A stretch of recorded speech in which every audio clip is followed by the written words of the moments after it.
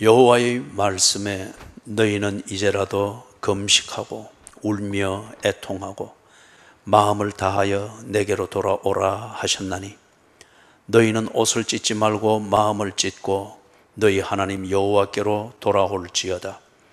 그는 은혜로우시며 자비로우시며 노하기를 더디하시며 인애가 크시사 뜻을 돌이켜 재앙을 내리지 아니하시나니 주께서 혹시 마음과 뜻을 돌이키시고 그 뒤에 복을 내리사 너희 하나님 여호와께 소제와 전제를 드리게 하지 아니하실는지 누가 알겠느냐. 너희는 시온에서 나팔을 불어 거룩한 금식일을 정하고 성회를 소집하라. 백성을 모아 그 모임을 거룩하게 하고 장로들을 모으며 어린이와 젖 먹는 자를 모으며 신랑을 그 방에서 나오게 하며 신부도 그 신방에서 나오게 하고 여호와를 섬기는 제사장들은 낭실과 제단 사이에서 울며 이르기를 여호와여 주의 백성을 불쌍히 여기소서.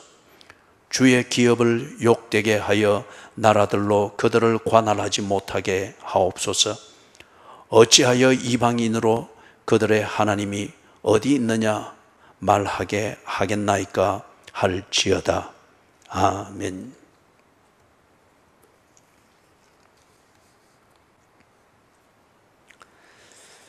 오늘 오전 예배 설교 내용을 잘 들으시고 그리고 오후 예배 설교 또한 3개 들으셔서 그런 다음 오후 예배의 설교의 주제가 되는 토픽이 되는 정광훈 시국 이 부분에 대해서 여러분들이 설교를 들은 내용을 참고하고 그리고 그 설교의 내용을 이해한 그 관점에서 정광훈 시국에 대한 여러분들의 생각들을 가족이 함께 모여서 나누어 보십시오.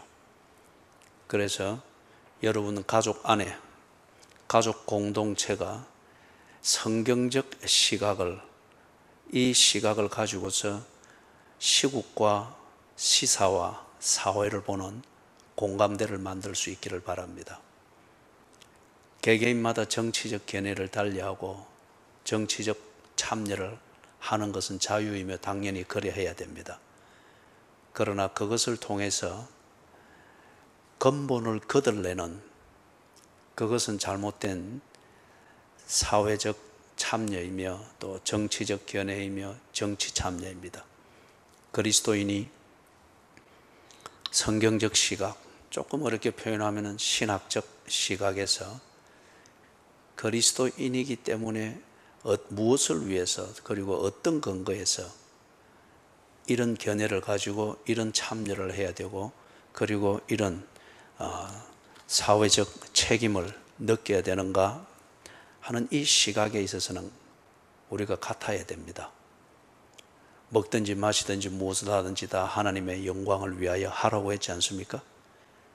그래서 하나님의 영광을 위하여 바울은 터키 쪽으로 갔고 하나님의 영광을 위하여 바나바는 구브로 쪽으로 갔고 하나님의 영광을 위하여 베드로는 로마에 있었고 그리고 하나님의 영광을 위하여 안드레는 조지아 흑해 쪽으로 가서 선교를 했습니다.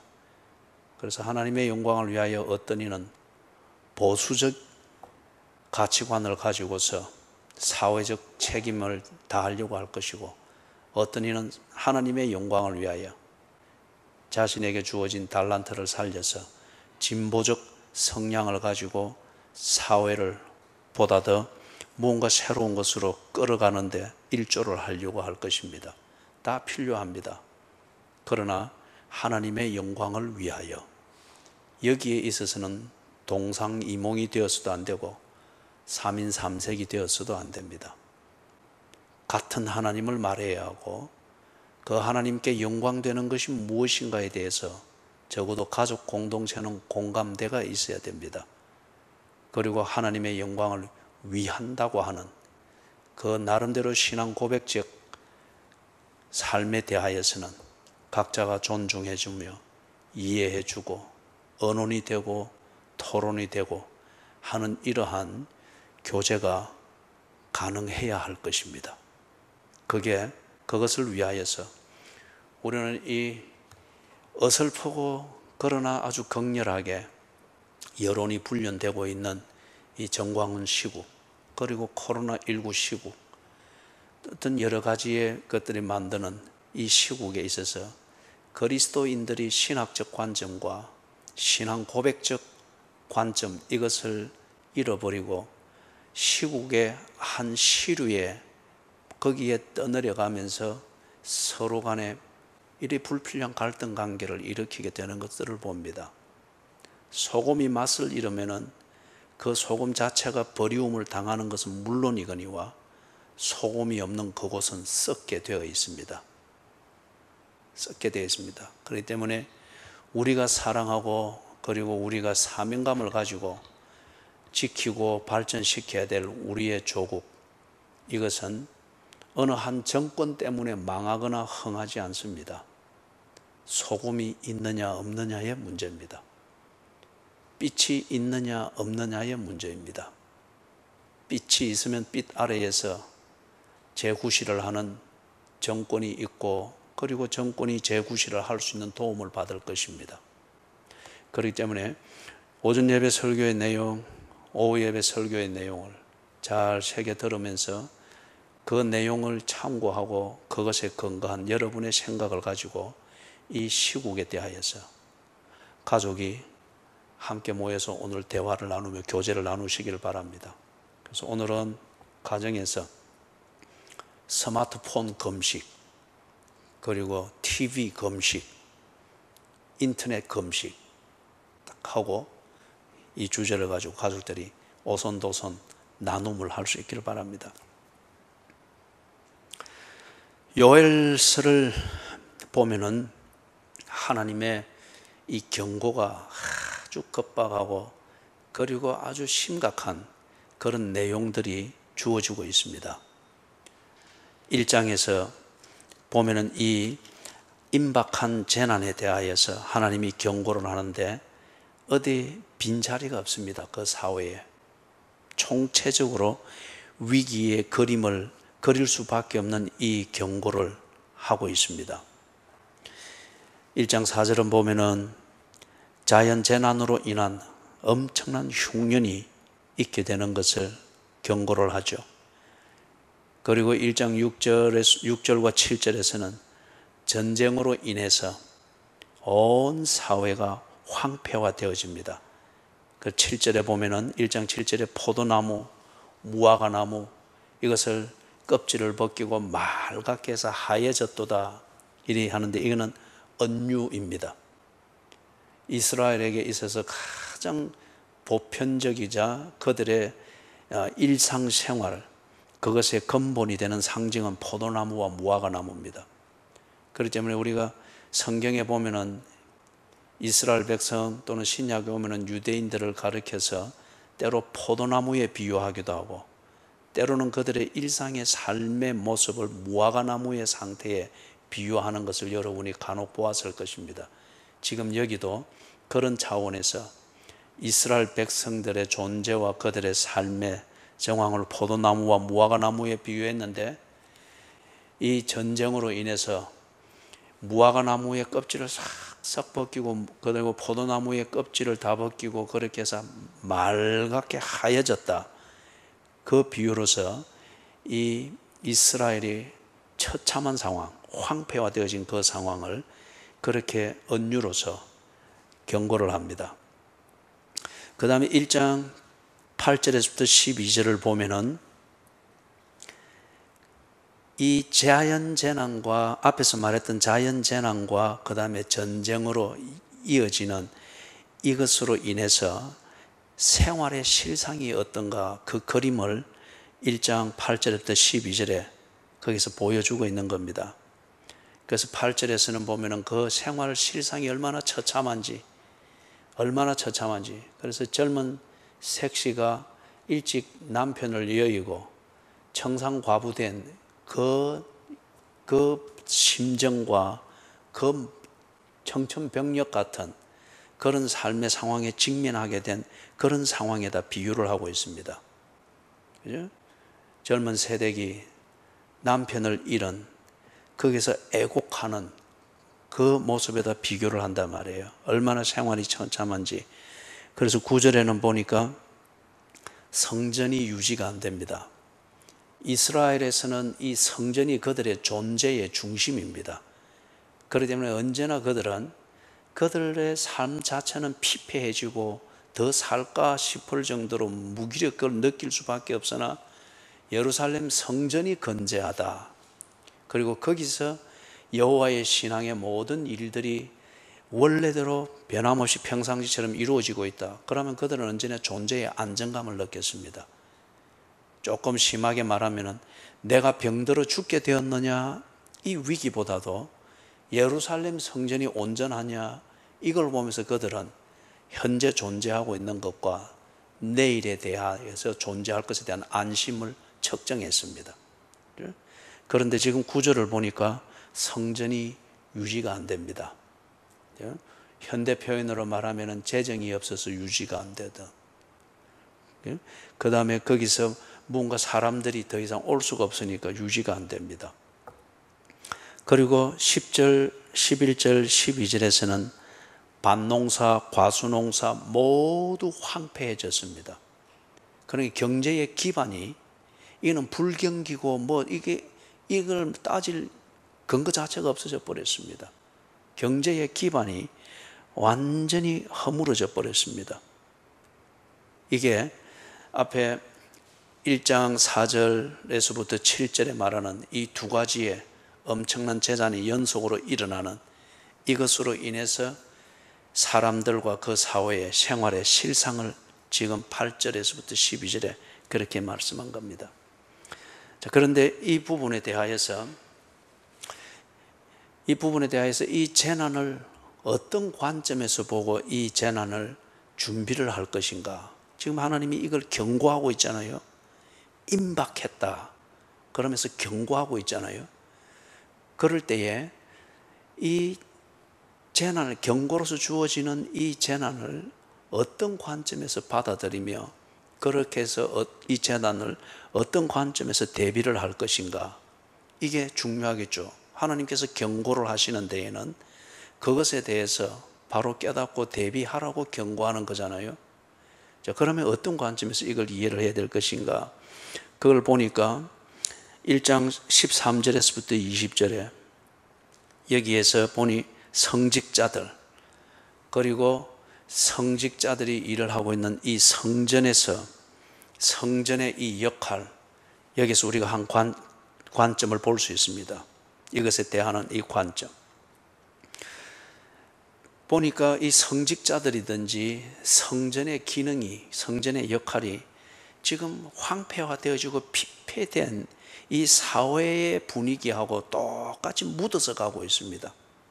사회가 경제적인 면에서 어렵다 하니까 성전도 경제적인 면에서 어려움을 느끼고, 사회가 경제적인 어려움 때문에 도덕이 무너지니까 성전도 똑같이 도덕이 무너집니다. 사회가 다 경제적으로 황폐화되어지고 기회가 없고 이 불감증이 있고 이래서 막 사람들이 민감하고 막 이렇다 그리 되니까 성직자들도 똑같이 그런 정서를 느끼고 있습니다. 그러면서 사회가 그렇기 때문에 아주 이기적이 되고 담을 더 높이고 담 위에 또 깨진 유리를 박아서 어떻게든지 자기가 이 성에서 안전할 것이다 하니 성직자들도 그런 식으로 자신의 안전을 추구합니다. 사회가 어려워지니까 사람들이 자기 먹고 살 것을 준비하고 숨기는데 급급합니다. 성직자들도 더 이상 나눔이 없습니다. 성직을 위하여 자기 희생이보다는 명분상으로는 성직을 유지하기 위해서, 내일 성전에서 이루어지는 제사를 드리기 위해서 오늘 내가 먹을 것을 챙겨야 된다. 명분은 성스럽게 들립니다. 그러나 실상은 어려워진 사회가 저거 먹고 살기 위해서 지극히 이기적이 되는 이것과 별반 다를 바 없이 성직자들도 그렇게 합니다.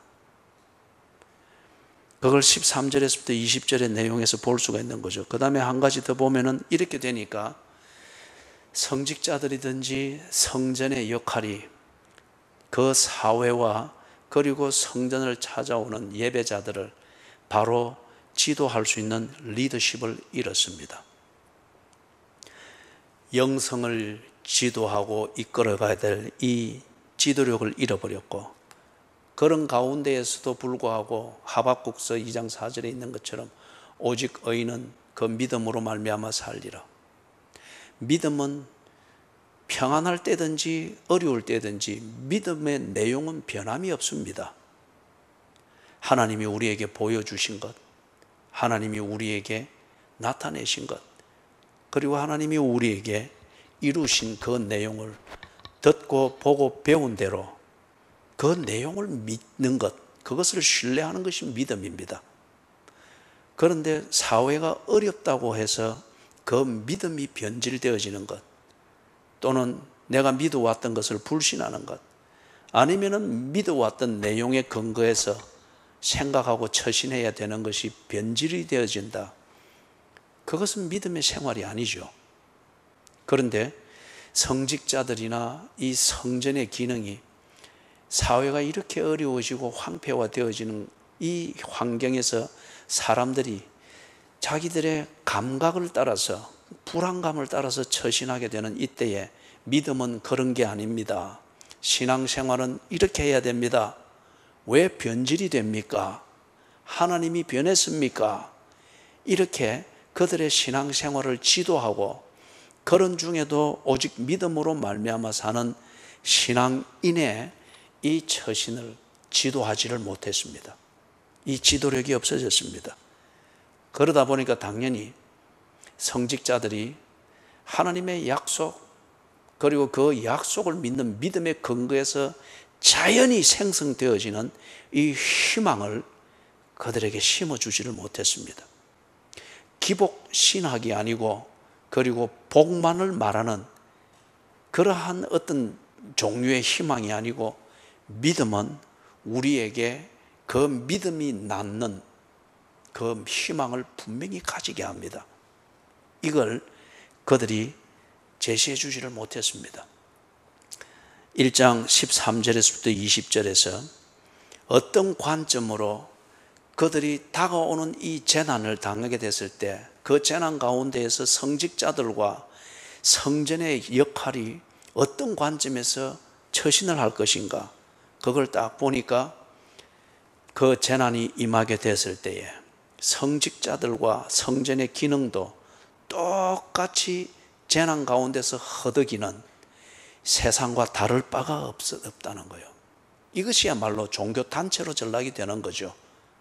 그리고 성직자들은 종교인 내지는 종교꾼으로 전락이 되는 거죠. 자, 사랑하는, 이 말이 무슨 말인가 하면은, 어떤 면에서 이것은 당시 성직자들, 하나님께서 이 임박한 재난을 통해서 경고하고, 듣지 않으면 경고되어진 이 재난을 통해서 다시 새롭게 다듬을 수밖에 없도록 만든 그 당시의 성직자들과 성전의 이 실상이 지금 이러하다는 거예요. 그들의 영적 상태, 성직자들의 영적 상태, 그리고 성직자들의 신학적 사고와 신학적 사고를 하는 그 수준, 그리고 성직자들의 이 소명의식. 성직자들이 이러니까 그 당시에 성전의 내용, 그 성전 안에서 제사가 드려지고 성경 공부가 이루어지고 여러 가지 생활 지도가 되어지는, 이것도 대동소이한 거죠. 성직자들이 가지고 있는 도덕적 수준만큼 성전이 사회에 대하여서 그 기능을 할 수가 있습니다. 성직자들이 가지고 있는 신학적 사고와 그 사고의 깊이만큼 성전이 사회에 대해서 소금과 빛의 역할에 강도를 더할 수가 있단 말이에요.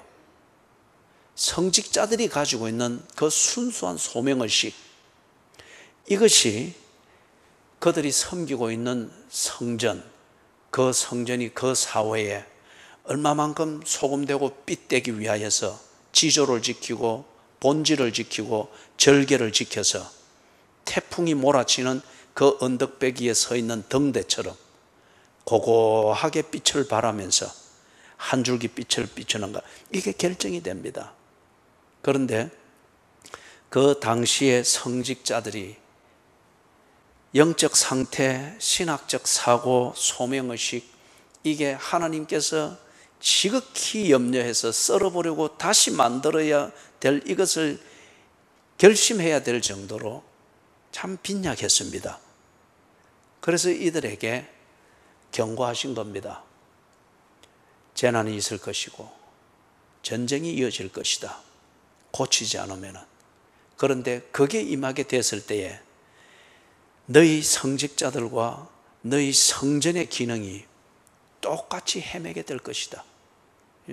지금 이런 상태일 것 같으면 재난 가운데에서, 어두움 가운데서 새벽별이 빛난다고 하나 너희들이 지금 이 상태, 이런 영적 상태와 이런 신학적 사고의 깊이, 그리고 소명의식, 날리는 이 소명의식을 가지고 있으면 재난과 함께, 다가오는 재난과 함께 이 사회가 더욱 깜깜해지고 소망이 없을 때 너희들이 어떤 역할도 못할 것이다.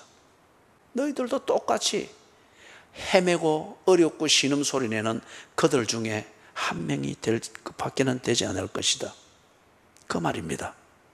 자, 그런데 이 성직자들이 그런 경우가 될 때에 어떤 관점에서 재난을 당하고 있는 재난을 이해를 하고 그것을 처리하게 될 것인지, 그죠? 이걸 우리가 살펴보면 뭐냐? 이 성직자들은 자연주의의 관점에서,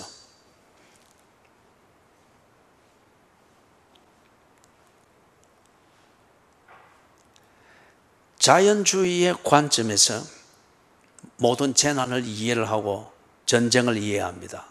또는 인본주의, 아니면 과학주의, 자연주의의 관점에서 이런 재난들을 이해를 하게 되어지고 전쟁을 이해를 하게 되어진다. 이게 무슨 말이냐 하면은 경기가 이리 나빠지고 이리 되니까 서로 약육강식으로서 먹고 살 길을 찾고 하니 전쟁이 날 수밖에 없지. 이상기후가 되어지고 이렇게 되어지니까 지금 주기쯤이면은 대홍수가 나고 가뭄이 오고 메뚜기 떼가 오고 이렇게 될 수밖에 없지. 자연의 흐름, 그리고 이것을 데이터를 가지고서 그동안에 일어났던 사이클을 가지고 점검을 하면서 그렇게 해서 이 데이터에 근거해 가지고 지금은 그렇기 때문에 이런 확률이 있고 이렇게 된다. 과학적입니다.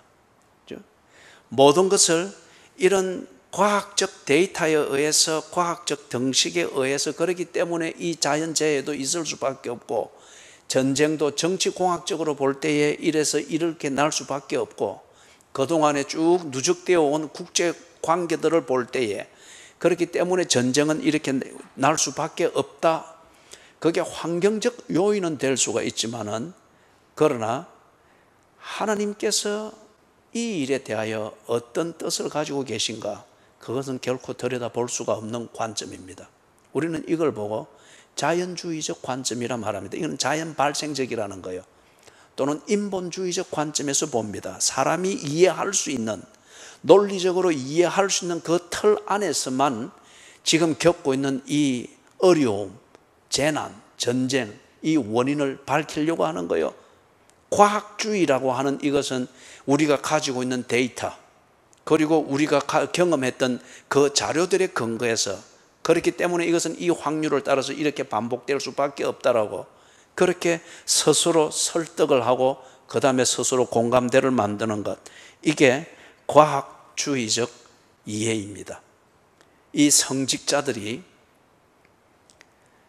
지금 이 당시에 이 경고를 받는 당시에 그들이 그러했듯이 이것을 고치지 못할 때에 하나님께서 임박한 재앙을 그들에게 내리실 때에 그 재난을 이해하고 그것에 대해서 대처하는 그들의 방식이 이러했다는 겁니다. 그들은 기도하지 않았습니다. 그들은 성경을 두렵고 떨림으로 들을 줄을 몰랐습니다. 그들은 하나님의 임재를 어느 때부턴가 느낄 줄을 몰랐습니다. 그들은 성전의 운영이든지 그리고 성직자의 도덕성의 수준과 자기 관리, 어떤 성직자의 역할을 하는 어떤 그런 면에서의 사람들에게 영향력을 미치는 것, 설교를 하는 것, 이런 모든 것들을 자연주의적 관점, 과학주의의 관점, 인본주의의 관점, 경제주의의 관점, 마케팅 이론의 관점, 어떤 이런 것, 대중문화에 있어서의 대중성의 이런 관점에서 그들이 신앙의 문제를 다 그렇게 정리들을 해 들어갔던 거예요. 그렇기 때문에 이 재난이, 경고하고 있는 재난이 실제가 될 때에도, 이 상황에서도 그들은 분명히 고민을 할 거예요. 그러나 고민을 하는 관점은 자연주의적 관점과 인본주의의 관점과 과학주의의 관점에서 고민을 하니, 황폐화되어진 사회 안에서 주민들이 고민하고 살궁리를 하고 그 다음에 불평하고 아니면 자기들 나름대로 대안을 찾는 그 몸부림과 별반 다를 바가 없는 거예요. 그러니 그때가 되면 성전이 무용지물이 됩니다. 성직자들은 그냥 사회의 분배를 더욱더 축내는 그러한 종교꾼들이 되는 거예요. 사랑하는 여러분, 소금이 맛을 잃으면 길에 버리워져 사람들의 발에 밟힐 뿐이니라 그랬지 않습니까? 이 성직자들이, 예를 들어서 현대의 이 목회자들이 인본주의와 자연주의와 과학주의와 정치적 문제가 있다면 정치공학적 이 이론을 따라서 문제를 분석을 하고 해법을 찾고 거기에 따른 대안을 찾고 처신을 한다, 이렇게 할 때에 종교인이 있을 필요가 뭐가 있어요? 목회자가 있을 필요가 뭐가 있어요? 그런 관점에서 대안을 찾고 하는 것은 정치공학을 전공한 사람들이 더 잘합니다. 그죠? 재테크를 해서 뭔가 다음 이 어려운 때에 어떻게 해서 이 긴급재난기금을 분배를 하고 어떻게, 이것은 경제학자들이든지 정치인들이 더 잘하는 겁니다. 이것 때문에 목회자가 있을 필요가 없는 겁니다. 그죠? 목회의 영역에서 그것이 꼭 필요하지 않다고 하는 것은 아니나, 그러나 그게 목회자들의 전문 분야는 아닙니다. 그리고 그 문제를 해결하라고 목회자로 부름을 받은 게 아닙니다. 그럴 때에 목회자가 내는 경제적 대안, 목회자가 내는 정치적 대안, 목회자가 내는 이 현재의 시국에 대한 정치적 해결책, 경제적 해결책, 민심을 수습하는 대책, 이것을 사회과학적 관점에서 그런 것들을 낸다고 하게 될 때에 그게 사회과학을 전공하고 있는 전문가들이 볼 때 얼마나 우스운 이야기겠어요. 그게 뭡니까? 소금이 맛을 잃었다는 거예요. 그럴 때에 소금은 밖에 버려져 사람들의 밟힐 것뿐이듯이, 그럴 때에 목회자는 아무 쓸모없는 종교인에 지나지 않습니다. 사회에 공동 분배가 되어져야 될 그 사회의 재산을 그냥 사회에 덕이 될 수 있는 생산성이 있는 노동은 하지 아니하면서 그냥 그것에 대하여서 복지 혜택만 받고 있는 기생하는 종교꾼에 지나지 않죠. 그게 맛을 잃은 소금이 밖에 버려 사람들의 발에 밟힐 것뿐이니라. 왜 성직자들이 권위를 잃어버리고, 왜 성직자들이 사회로부터 때로 기생하는 존재처럼 취급을 당하고, 성직자들이 나름대로 성스러운 분위기를 만들면서 정치적 훈수를 두고 복지의 훈수를 두고 그 다음에 시사의 문제가 어떻게 처리되어야 될 것인가를 훈수를 둘 때에 한마디 말에 1000개, 10,000개의 악플이 달립니까? 상대적으로 생각할 면도 있습니다만은, 그러나 이 맥락에서 볼 때에 성직자가 인본주의, 자연주의, 과학주의의 관점에서만이 그렇게 생각할 그 대안을 낼 수밖에 없다고 하는 것 같으면은, 그는 종교인으로서 정치를 말하는 아주 어설픈 모습을 스스로 하는 거죠. 그죠?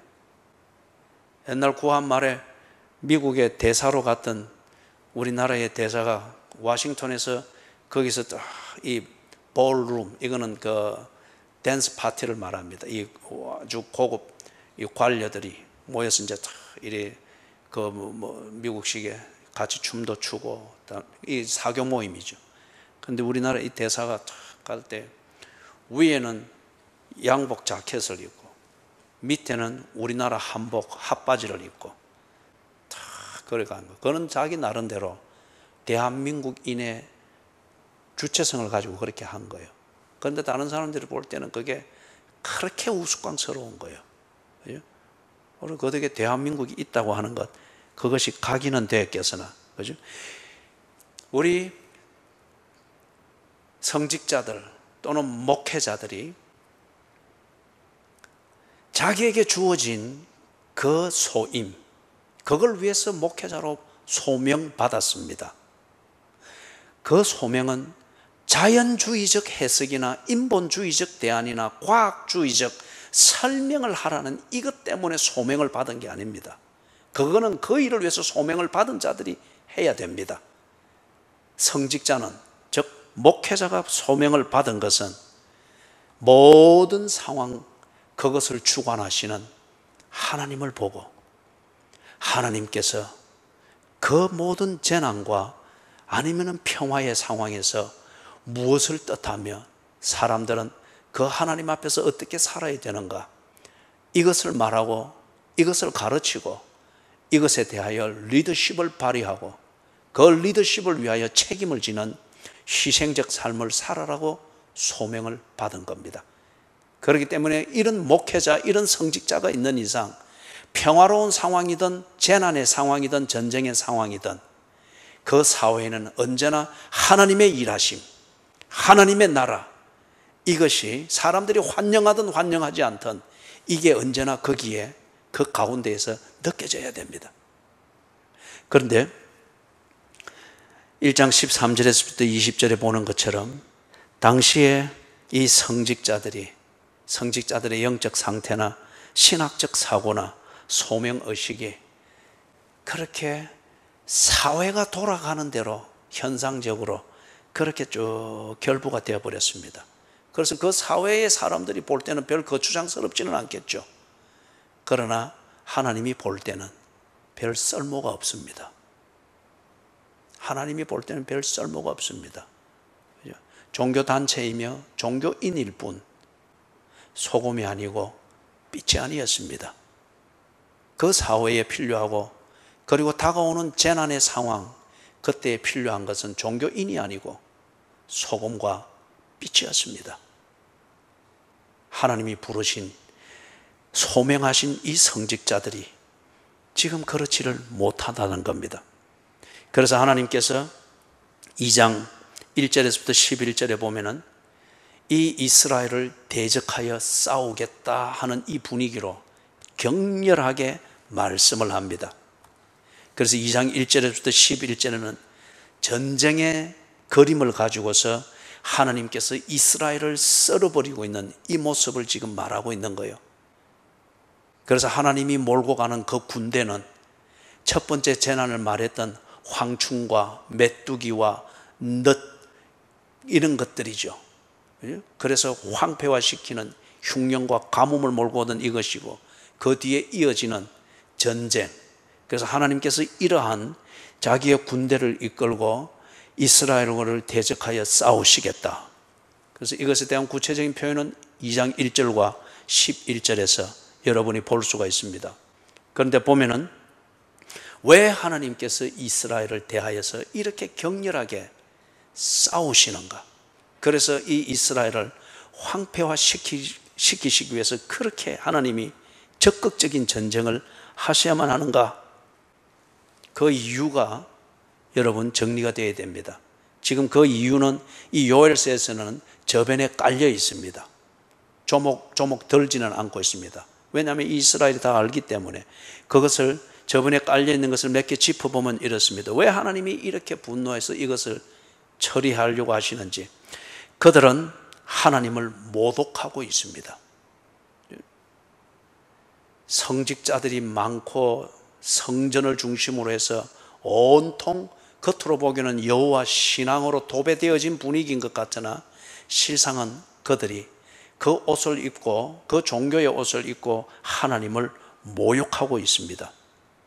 그리고 그들은 하나님을 종교적인 심벌 정도로 취급을 하고 있단 말이에요.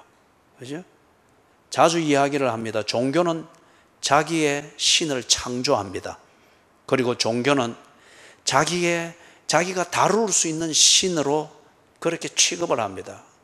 그래서 별 효험이 없다 싶으면 없애버립니다. 지금 이스라엘이 하나님 여호와를 그런 식으로 대하고 있습니다. 그리고 하나님을 배신하고 하나님이 욕을 당하도록 만들고 있습니다. 이 사람들은 그 감각이 없습니다. 하나님을 배신하고 하나님을 상대하고 그래 하는데 그들의 입에서 하나님 또는 여호와의 이름이 불려지고 그 부르면서 행세를 하면 할수록 여호와가 사람들로부터 욕을 당하고 있습니다. 그리고 겉으로는 하나님을 구하고 있는 것 같으나 진심은 그 마음은 다른 데 있습니다. 그렇기 때문에 2장 13절에서 옷을 찢지 말고 마음을 찢고 너희 하나님 여호와께로 돌아올지어다 그렇게 말했죠. 그들이 하나님을 종교로 이용하고 있습니다. 그리고 그들이 자기 속마음에 속에 품고 있는 그것을 이루는 수단으로서 여호와의 신앙의 전통과 여호와 신앙의 그 분위기들을 그런 식으로 이용을 해먹고 있단 말이에요. 예를 들어 보면은 아모스 4장을 보면은 거기 1절에서부터 그렇게 되어 있죠.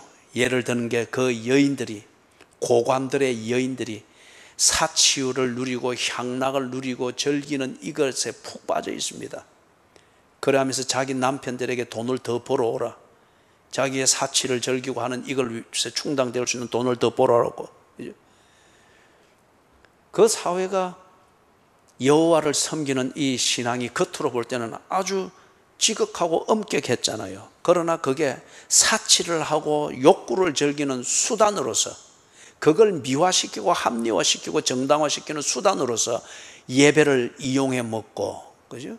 그래서 성전에 가서 제사 드렸다. 그러면은 그 여인이 흠잡힐 게 없습니다. 하나님이 이걸 보고 얼마나 모욕감을 느끼겠습니까? 호세아 1장을 보면은 이스라엘 백성들이 자신들의 욕구를 채우기 위하여서 쉽게 하나님을 배반했죠. 이걸 무엇에다가 비교했습니까? 하나님이 오죽했으면은 호세아 선지자가 이걸 실감할 때에 호세아가 피를 토하면서 그들에게 하나님의 말씀을 설교할 수 있기 때문에 호세아들은 그 결혼을 하게 했습니다. 장녀와 결혼하게 하고 자기 아내로부터 배신당하게 하고 배신한 그 아내를 다시 지창금을 가지고 가서 그렇게 그 돈을 주고 다시금 그 남자에게서 자기 아내랍시고 찾아오고 이 쓰디쓴 이 배신감을 호세아 선지자가 자기 인생 결혼 생활에서 직접 경험하게 한 거예요. 그러면서 하나님이 이스라엘로부터 이런 모욕감을 당하고 있고 배신을 당하고 있다고 하는 것을 네가 알고 똑바로 설교하라는 거예요. 그죠? 감상적인 설교가 아니고 도덕적 교훈을 위하여서 뭔가 잘못을 하나 건드려보는 그런 것이 아니고 피를 토하는 설교는 거예요. 문지방에 기대어서 외간 남자와 눈이 맞아서 도망간 뒹굴던 이부자리 그대로 두고 도망간 아직 체온이 남아있는 그 이부자리를 보면서 배신감에서 떨면서 문지방에 기대어 울고 있는 그 배신당한 남편의 모습이 호세아서의 여호와의 모습이지 않습니까? 울고 계시는 하나님, 울부짖고 계시는 하나님, 배신당한 남편에 찢어지는 그 심정을 가지고 울고 있는 하나님, 그게 호세아서다 말이에요. 호세아의 선지자에게 이걸 하나님이 오죽했으면 그걸 호세아의 결혼 생활을 그렇게 만들고, 그래서 호세아가 그냥 흘러가듯 문장 읽듯 설교할 수가 없는 거예요. 지금 지 삶이 그렇기 때문에. 그죠? 이스라엘이 여호와를 그렇게 대하고 있었습니다. 에스겔서를 보면은 여러분 에스겔서 8장일 겁니다.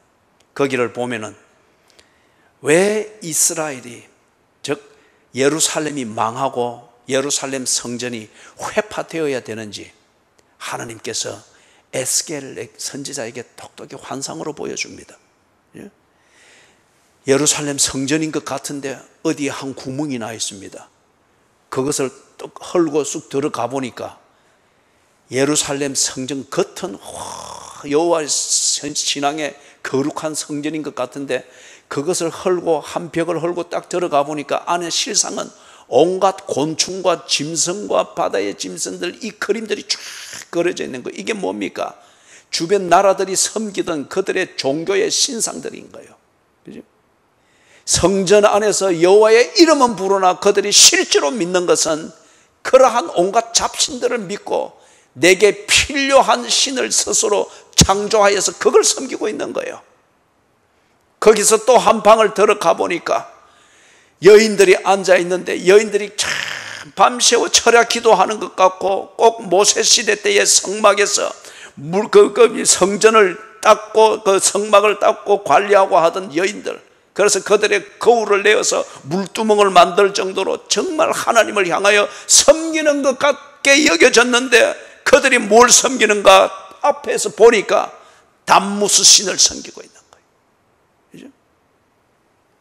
자기 이웃 나라 중에서 좀 더 강하고 번성하다 싶고 그렇기 때문에 그들이 섬기는 신을 자기들도 섬기면 내 자식이 잘 될 것 같고 가난에서 벗어날 것 같고 몸은 성전에 있고 표현은 여호와의 이름을 부르고 모습은 기도하는 모습이나 그들의 실상 마음은 담무스를 섬기면서 복받기를 원하고 있고 그런 어미의 본능적 심정으로 내 자식이 고생하지 않고도 남의 머리가 될지언정 꼬리가 되지 않는 이런 횡재를 기다리면서 그것을 만든다고 여겨지고 있는 담무스를 이웃 나라의 신을 가져와 가지고 성전에 앉아서 철야기도 한다고 하는 모습은 가지고 있으나 담무스를 섬기고 있는 거예요.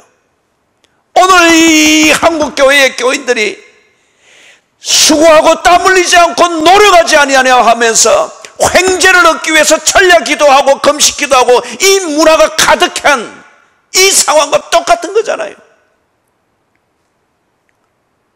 또 한 방을 보니까 25명의 장로가 있습니다. 참 모습을 볼 때 감동적입니다. 헌신적입니다. 저들이 저렇게 해서 하나님을 섬기고 있는 이상, 하나님을 우러러 보고 있는 이상 이스라엘은 건재할 것이며 그리고 어떤 재난이 오더라도 하나님의 뜻을 세워갈 것이다 기대가 되었는데 그들이 정작 뭐하는가 더 자세히 들여다보니까 동쪽을 바라보면서 그리고 거기서 뜨는 해를 바라보고 동방의 신을 섬기고 있는 거예요. 그죠? 겉모양은 장로들이며 그들이 남이 하지 못하는 그 자리에 들어가서 예배를 하는 것 같으나 하나님의 이름으로 모였고 성전의 분위기에서 그들이 그렇게 하거나 실상은 뭘 하는가? 동쪽을 바라보면서 동방의 신을 섬기고 있는 거예요. 고대 근동에서 하는 보편적인 종교입니다. 이 땅에 장로들이 있고 이 땅에 장로의 모임들이 있고 장로회가 있고 뭔가 목사들의 모임이 있고 노회가 있고 총회가 있고 이런 연합회 저런 연합회 성직자들과 교회의 지도자들의 연합이 있으나 과연 그들이 모여서 무슨 짓을 하는가?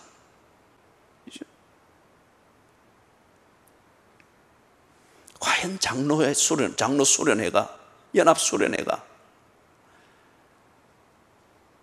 하나님의 말씀을 들으며 하나님이 하시고자 하는 일을 보며 하나님이 보이고는 그 일에 대하여서 그들이 온 마음을 다하여 준비하는 그들이 우러러 보고 있는 것이 하나님인가? 그렇지 않을 거예요. 그것은 우리가 지난 3, 40년의 한국교회 현대사를 보면은 대부분 알 수가 있죠. 그래서 하나님께서 지금 이러한 이스라엘 가망이 없습니다. 자생력이 없습니다. 하면 할수록 그들은 하나님에 대해 더 모욕적이고 그리고 온 사회와 사람들이 하나님을 믿을 필요보다는 하나님은 없어져야 될 종교적 귀신으로 오해를 받게 만듭니다.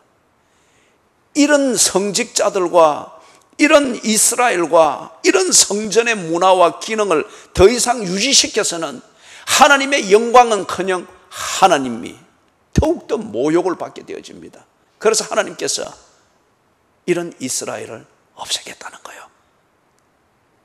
그리고 이런 것의 핵심 역할을 하고 있는 성직자들과 성전을 싹 썰어버리고 새롭게 하겠다는 겁니다. 그래서 하나님이 2장 1절에서부터 11절에서 전쟁을 이끄는 사령관의 모습으로, 그런데 보니까 그 적이 바벨론이나 어떤 저런 팔레스틴이나 모압이 아니라 자기 백성으로 삼았던 이스라엘이고 그 이름을 두시려고 정하였던 예루살렘 성이었습니다. 그리고 하나님께서 그들을 다스리고 하나님의 백성들을 만나는 자리로 약속했던 성전을 대하여서 하나님께서 이 전쟁을 이끄시겠답니다. 당신께서 이끄실 그 군대는 황폐화시키는 흉년과 가뭄, 그리고 이어지는 전쟁, 이것으로서 이스라엘을 황폐하겠답니다. 그런데 여기까지 한 게 지금 하나님의 경고지 않습니까? 경고는 여전히 기회입니다. 경고는 여전히 회복할 수 있는 기회이며 그 기회를 보다 구체적이고 실질적으로 알게 하고 가져다 주는 것이 경고죠. 이때 정신을 딱 차리면은 정말 전화와 위복이 되는 거죠. 그래서 12절에서부터 14절 여기에서 하나님의 경고하시는 그 마음을 보다 구체적으로 드러냅니다. 어쩌면은 이 백성들이 듣고서 경고를 듣고서 경고가 지금 실제인가 싶어서 주눅이 들고 두려워 떨려서 사시나무 떨듯이 다른 생각을 못하고 멈춰버렸을까 싶어요. 하나님께서 12절에서부터 14절에서 경고라고 하는 것을 알 수 있도록 그들에게 일러줍니다. 이 경고하는 12절 14절에 여기에 품어있는 하나님의 마음은 뭘까요? 얘들아, 나의 사랑하는 자녀들아, 네 하나님의 마음을 보아라. 네 하나님의 음성을 들으라. 네 하나님 여호와의 몸부림을 느껴야 하느니라. 시국만 보지 말고 시국이 네게 주는 감각에 따라서 이렇게 저렇게 네 스스로 불안의 시련을 만들지 말고 평온할 때든지 위험할 때든지 호경기 때든지 불경기 때든지 경고를 들을 때든지 설상가상 경고가 실상이 되어서 재난의 때든지 하나님의 마음을 보아라. 하나님의 음성을 들어라. 하나님의 몸부림을 네가 느끼도록 하여라. 이렇게 될 때에 그들이 새롭게 된다는 거예요. 이게 무슨 말입니까? 2장 12절부터 14절을 조금 더 살펴보면은 하나님의 마음이 뭡니까? 하나님을 배신한 생활을 깨달아라는 거예요. 지금 경제적 환란이나 전쟁의 위기를 느끼는 거나 가뭄이 오느냐 마느냐 자연의 이 사이클에 대한 불안감, 그 감각에 취하지 말고 그 한 걸음 더 나아가서 지금 너희들이 하나님을 배신하는 삶을 살고 있는 것을 깨달으라는 거예요. 하나님과의 관계를 무시하는 그 생활을 하고 있음을 깨달아라. 왜 다가오는 재난은 너희가 느끼는데 그 재난을 몰고 너와 전쟁하기 위해서 분노한 그 하나님을 무시하고 살고 있는 네 현실은 왜 깨닫지를 못하느냐. 그게 더 근본 원인이라는 거예요. 깨닫지 못할 정도로 무감각해진 자신을 알아라는 거예요. 언제부터 우리 한국 교회 교인들이 정치에 이렇게 민감했습니까? 정치에 이렇게 민감해지고 정치에 대해서 그렇게 똑똑한 소리들을 내는데 40년 전에 피 묻은 그 기도로 밤을 새우던 그 열정은 어디 갔느냐 이거예요. 유튜브에 머리 쳐박고 하루 종일 보면서 지 잔머리를 굴리고 그 나름대로의 유튜브를 믿는 믿음은 만드는데 밤새도록 하나님을 부르짖으면서 하나님이 일용할 양식을 주지 않으면 안 된다고 하는 이 몸부림은 어디 갔느냐 말이에요. 똑똑해졌는지 모르나 하나님을 들으며 하나님을 보며 하나님의 마음을 헤아릴 수 있는 감각을 잃어버린 거예요. 이걸 모르고 있다는 말이에요. 왜 정광훈 씨가 전부가 되고 정광훈 씨에 대한 여론이 내게 있어서 전부가 되고 여러분의 생각과 한국 교회의 여론을 지배하는 이 감각이 되어버렸느냐 말이에요. 하나님은 어디 가냐?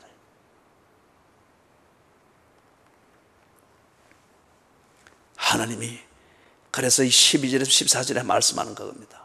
멈춰라, 돌아서라, 그렇지 않으면 멸망한다. 멈춰라, 돌아서라, 그렇지 않으면 멸망할 것이다. 이게 너희 하나님은 은혜로우시며 자비로우시며 노하기를 더디하시며 인애가 크시사 뜻을 돌이켜 재앙을 내리지 아니하시나니. 멈춰라, 돌아서라, 그렇지 않으면 멸망할 것이다. 멈추고 돌아서면 은혜로우시고 자비로우시고 인애가 크신 하나님께서 너희들을 새롭게 할 것이다. 그래서 13절에 보니까 13절 이하에서 그리 말합니다. 옷을 찢지 말고 마음을 찢고 너희 하나님 여호와께 돌아올지어다. 무슨 말이냐? 사랑하는 여러분, 멈추고 돌아서서 하나님께로 돌아가는 것. 아니, 지금 이 경고를 요엘 선지자를 통해서 듣고 있는 최소한도 성직자들은 인본주의의 관점과 자연주의의 관점과 과학주의 또는 사회과학적 이 관점을 버리고, 그죠? 그거는 필요한 하나의 도구일 뿐이에요. 그게 정점에 서 있는 관점이 되어서는 안 되는 거예요. 그렇기 때문에 기도하지 않는 겁니다. 기도를 그냥 형식상의 기도가 아니고 프로그램상의 기도가 아니고 피를 토하는 그 기도, 이런 관점에서 최소한도 성지자들은 이런 관점에서 지금 보아서는 안 되고 하나님이 말씀하신다. 하나님이 분노하셨다. 정광훈 시국에 대한 이 정권이 분노해서 뭔가를 여론을 조작하고 한다. 이것은 상식선에서 보아야 되는 문제고, 이런 상식이 지배하고 있는 이 사회에서 하나님이 지금 무슨 일을 하고 계시는가? 하나님이 지금 이 시국에서 교회가 맛을 잃은 소금인가 아닌가 저울질을 하고 계시는 것은 아닌가? 성직자들은 이 관점에서 볼 수 있어야 된다는 거예요. 그리스도인들은 이 관점에서 무언가를 느낄 수 있는 감각이 있어야 된다는 거예요.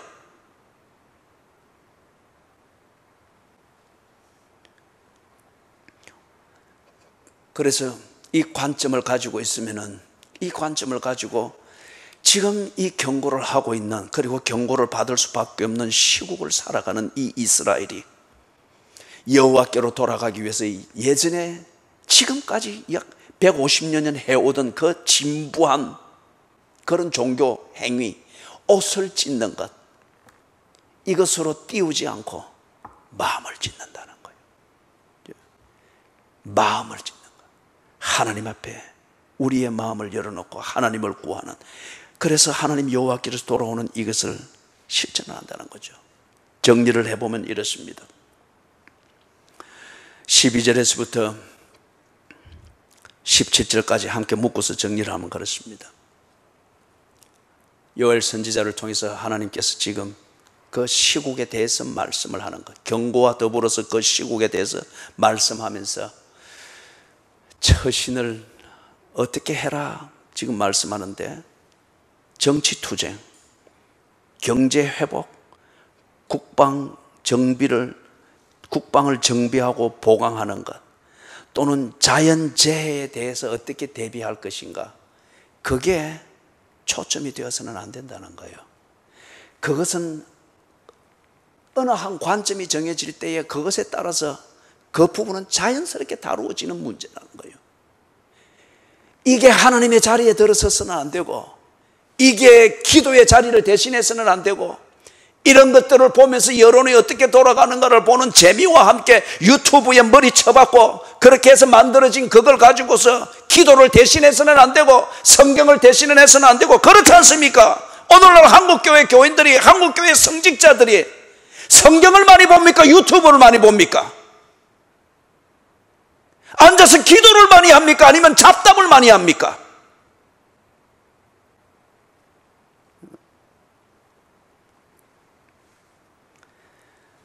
정치투쟁, 이것이 삶의 중심이 되어야 되는 것은 정치인들이 해야 됩니다. 경제회복, 이게 하나님이 몰고 오는 그 재난에 대한 대비, 이거는 경제인들이 해야 됩니다. 자연재해를 어떻게 대비할 것인가, 환경자들과 그것에 관련되어진 과학자들이 해야 될 일입니다. 성직자들이 해야 될 일, 그리스도인들이 해야 될 일은 이것을 경고하는 하나님의 음성을 들어야 됩니다. 이것을 경고하는 하나님의 마음을 읽어야 됩니다. 이 경고를 하시는 하나님, 지금 몸부림을 치고 있잖아요. 2장 1절에서부터 11절이 오죽했으면 하나님이 자기 백성에 대하여, 대한민국에 대하여, 대한민국 교회에 대하여 전쟁을 하시겠느냐 말이에요.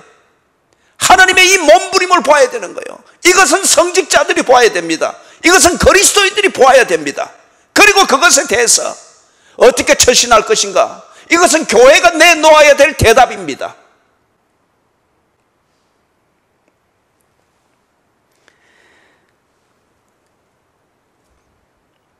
(15절) (16절) 거기 보니까 하나님과의 관계에 합당하도록 성전의 제도로부터 성전을 섬기는 자들, 봉사자들, 그리고 회중에 속한 모든 사람들, 어린 아이든 갓 결혼한 신혼기간에 있는 사람이든 하나님과의 관계에 합당하도록 회중을 정비하고 다듬으라고 합니다. 다른 말로 하면은 권징 시행입니다. 지금 한국 교회도 그렇지만은 이때도 분명히 그랬습니다. 그죠? 유대인으로, 그리고 율법을 지킨다는, 우리 표현을 말하면 서약을 하고 그렇게 해서 물 세례를 받으면은 다 하나님의 백성이고, 그리고 성직자들로서는 그런 백성들이 많고 성전에 의무적으로 들러서 이렇게 하면은 거기서 느끼는 좀 어떤 세력을 느끼고 안도감도 느끼고, 지금 우리 한국 교회도 그런 식으로 한 3, 40년 흘러왔잖아요. 눈에 보이는 사이즈를 가지고서 무언가를 하려고 하는 것. 그러다 보니까 사람만 자꾸 들여서 관리만 하려고 했지, 진정한 예배, 피 묻은 기도, 십자가의 피 비린 내가 나는 설교, 이게 사라지고 있잖아요. 교인을 소금답게 빛답게 정비하라는 겁니다. 신랑은 그 방에서 나오게 하고 신부는 그 신방에서 나오게 하고, 신혼 분위기를 관리하고 이걸 더 좋게 하기 위해서 제사 드리고 하는, 이거 이제 그만해라 이거예요. 신혼 부부도 예배자가 되어야지. 예수를 믿는 사람이면 예배를 제대로 드리고 하나님 관계 중심으로 무언가 처신할 줄 알고 우선순위를 가질 줄 아는 자가 되도록 그렇게 교회가 가르치고 훈련을 해야지. 그걸 지금 말하는 거죠. 그리고 16절, 17절에서는 여호와를 섬기는 제사장들은 낭실과 제단 사이에서 울며 기도하라고 합니다. 여기 단지 엎드려서 기도하는 것, 꿇어 앉아 기도하는 것, 기도라는 이 좁은 개념에서 이것만을 말하는 게 아니죠. 하나님을 우러러보는 그 총체적인 모든 그 실천입니다. 하나님을 우러러보며 하나님의 자비와 긍휼을 구하는 것. 그런데 어디에서 해라고 합니까? 낭실과 제단 사이입니다. 낭실은 이 교회 건물 들어올 때에 제일 바깥 출입이 시작되는 것이에요. 거기가 낭실입니다.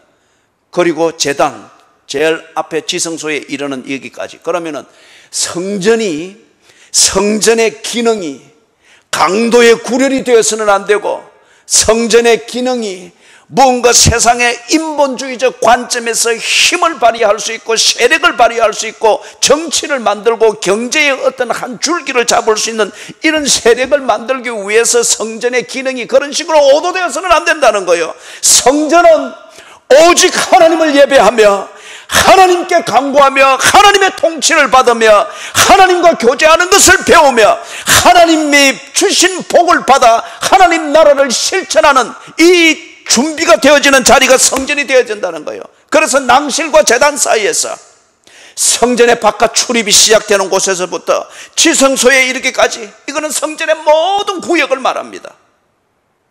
예를 들면 예수님 당시에 바깥 이방인의 뜰에서는 뭐가 있었던 거예요? 장사꾼들이 있었잖아요. 그래서 예수님이 뭐라고 합니까? 만민이 기도하는 자리인데 너희들은 강도의 굴렬로 만들었도다. 오늘 한국교회가 이렇게 장사꾼들이 들어 앉아있는 자리가 없다고 말할 수가 있겠습니까? 한국교회가 과연 소금을 만들고 소금을 만드는 염전이 되고 빛을 비추는 등대가 되었습니까? 예수님께서 노끈으로 채찍을 만져 뒤집었던 그 성전과 다를 바 없는 내용이, 그리고 에스겔이 환상에서 보았던 단무스를 섬기고 있고 동방의 신을 섬기고 있고 온갖 곤충과 벌레들의 그림으로 그려서 종교를 종교화시킨 그 환상과 같은 그 실상이 한국 교회의 내용 아니겠습니까?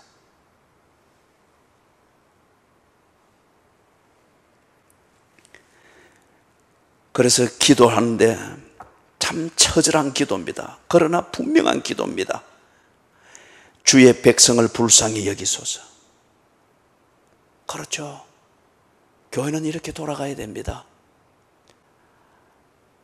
어느 정권과 투쟁하기 전에, 어느 사상과 투쟁하기 전에 누구를 정죄하고 누구를 이 땅에서 추방해야, 무슨 정광훈 씨를 추방해야 뭐 어떻게 된다느니 어느 한 교단에서 뭘 성명서를 내고, 정말 비겁한 사람들이에요.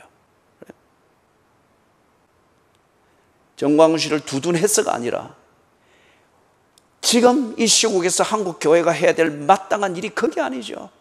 주여 우리를 불쌍히 여기소서. 하나님의 주권을 무시했던, 그리고 정치 노름을 하고 기복신앙에서 어떤 경제적인 무언가 행세를 하려고 하고 어떤 이런 것들에서 돌아서서 주께서 우리를 다스려 주시옵소서. 이 자리로 돌아가야죠. 그리고 이어지는 두 번째 구체적인 기도의 제목이 주의 기업을 욕되게 하여 나라들로 그들을 관할하지 못하게 하소서. 왜 교회가 정권에 의하여서 간섭을 받는 지경에까지 이르렀는가? 전염병을 예방하기 위하여서 사회적 거리두기를 다 지키고 안전수칙을 지키고, 이거는 솔선수범해서 해야 될 일입니다. 사회적 거리두기 1단계에서는 안전수칙을 지키면서 우리가 교회를 모이는 것은 얼마든지 할 수 있는 일이기 때문에, 법으로 제재한 것이 아니기 때문에 모이지 말라고 권고할지라도 우리는 충분히 모일 수 있는 안전수칙을 지키는 이상 우리의 높은 상식을 가지고 모여왔습니다. 거리두기 2단계를 할 때에 우리가 속한 사회의 법입니다. 그리고 전염병을 예방하기 위하여서 법을 지킵니다. 마땅히 해야 됩니다. 그러나 여기에 더하여서 새벽기도 해라 말아라, 소그룹 모임 해라 말아라, 그리고 여기 들어가면은 교회가 모이는 어떤 이것에 구체적으로 개입을 하고 어떤 동성연애 문제, 어떤 합법화하는 문제에 대하여서 교회가 이런 식으로 망신사를 다 당하고 난 뒤에 그런 분위기들이 과연 교회에 영향력이 미쳐질까요? 오후 예배 때 좀 이 얘기를 하고자 합니다. 사랑하는 여러분, 왜 교회가 SNS의 여론과 그리고 정권의 아주 교묘한 여러한 어떤 정책과 그런 정치적 술수들을 가지고서 그리고 매스컴을 통하여서 교회가 이렇게 유린당하게 될까요? 더 서글픈 것은 이러한 간섭과 개입과 어떤 대중 여론이 만드는 여론에 따라서 교회가 사분오열이 된단 말이에요. 왜 교회가 그렇게 춤을 추느냐 이거죠. 왜 어느 한 여론에 따라서 거기에 따라서 뭘 동조를 해서 거기서 맞지 않는 것에 대해서는 동료끼리 그렇게 정죄를 하고, 교회 안이 정치 여론의 싸움판이 아니잖아요. 당신이 좋아하는 유튜브에 알고리즘이 있듯이 다른 사람이 또한 그런 게 있을 수 있단 말이에요. 왜 그러한 찌라시와 같은 것, 가벼운 그런 여론을 만드는 유튜브에 떠다니는 이런 것들을 가지고서 왜 끼리 싸우느냐 이거예요. 이게 곧 다른 나라가 우리를 관할하지 못하게 하옵소서, 드디어 이걸 깨닫고서 하나님 앞에서 절박하게 기도하고 있는 겁니다.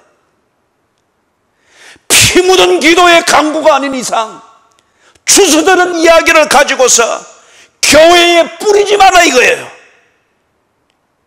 추수들은 이야기로서 당신이 전문적인 정치인이 아닌 이상, 정치적 이야기와 당신이 전문적인 언론인이 아닌 이상 시사에 대한 평론을 가지고서 기도의 자리를 해집지 마라 이거예요. 성도의 교제의 거룩한 언어를 더럽히지 마라 이거예요. 왜 다른 나라들이 하나님 나라의 백성에 개입하여 관할하도록 만드는 하수구의 역할을 오늘 교인들이 스스로 하고 있으며 교회들이 스스로 하고 있느냐 말이에요. 한국 기독교 장로회 그 교단에서 정광훈 씨에 대해서 그런 성명을 내는 것은 이 두 번째 기도의 제목에 정말 상반되는 것이라고, 정말 어리석은 것이었다고 나는 한 목사로서 그렇게 주장을 합니다. 나는 정광훈 씨를 두둔하고 있는 것이 아닙니다. 공평하게 볼 때 왜 그런 성명을 이때에 이런 그런 식으로 내어서 한 교단의 총회가 할 수 있는 역할이 그것이냐 말이에요. 그거는 매스컴이 할 수 있는 일이고 정치인이 할 수 있는 일이고 시민단체가 할 수 있는 일입니다. 교회가 할 수 있는 일은 이런 시국에 해야 되는 것은, 주여 다른 나라들로 하여금 주의 백성들을 관할하지 못하게 하옵소서. 주의 백성들이 악의 세력에 의해서, 검은 세력에 의하여서 예배를 간섭받지 못하게 하옵소서. 이 기도가 돼야죠. 세 번째 기도에 있어서 어찌하여 이방인으로 그들의 하나님이 어디 있느냐 말하게 하겠나이까.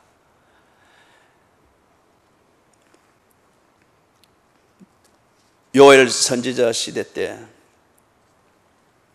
하나님의 백성 이스라엘, 그리고 하나님께서 그 이름을 두시기 위해 빼어내신 도성 예루살렘을 두고 예루살렘 성전에서 하나님의 임재를 알게 하는 제사와 모든 의식이 이루어졌으나, 그러나 그들의 마음이 다른 데 가 있고 종교라는 이 옷으로만 그런 척하고 있으니 그들을 보는 이방 나라 사람들이 너가 믿는 하나님이 정말 살아있기는 하나 조롱거리가 됐습니다. 그렇기 때문에 쓸모가 없습니다. 맛을 잃은 소금처럼 됐습니다.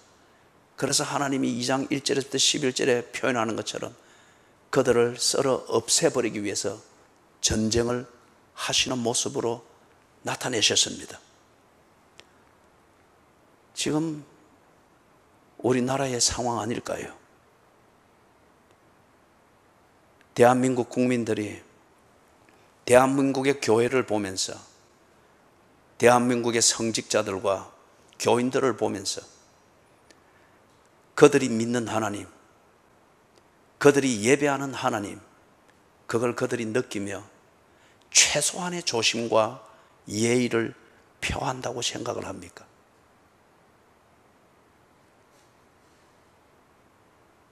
오히려 지금 한국 교회의 모습과 교인들을 보면서 그들은 꼭 이 말씀처럼 말하고 비아냥거립니다. 너가 믿는 하나님이 어디 있느냐?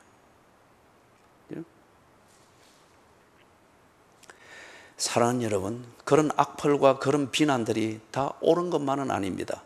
그러나 우리의 입장은 지금 이 경고를 듣는 요엘의 선지자의 그 마음처럼 말싸움 하자고 그런 말을 듣고 말싸움 하자고 우리가 직면한 이 시국을 보는 게 아닙니다. 인본주의와 자연주의와 과학주의와 대중문화주의적 관점에서 이 시국을 우리가 보아서는 안 됩니다. 하나님의 마음을 보아야 합니다. 왜 이 국민들이 교회에 대하여서 체질처럼 그렇게 악감정을 표현하고 하는지, 그들의 악을 보기 전에 하나님을 모르는 무지에서 나오는 어떤 그것을 보면서 우리를 위로하기 전에 하나님이 그들을 끌고 한국 교회에 담 속에 숨겨져 있고 기도 속에 숨겨져 있고 경건한 옷을 입은 이 속에 숨겨져 있는 이 악한 마음, 에스겔 선지자에게 환상으로 보여줬던 것처럼 그것을 수치 가운데 드러내는 것은 아닐까요? 그게 오늘 이 시국이 아닐까요? 적어도 교회와 그리스도인들은 이 관점에서, 이 감각에서 이 시국을 볼 수 있어야 되지 않을까요? 적어도 그럴 수 있다고 하는 것 같으면 우리는 정치판 싸움에 그렇게 빨려 들어가지 않을 겁니다. 어설픈 경제 논리를 펴면서 어설프고 들을 내용도 없는 그런 비판들을 하면서 그런 맛을 잃은 소금처럼 길에 버려진 무가치한 그런 말꾼들이 되지 아니할 겁니다.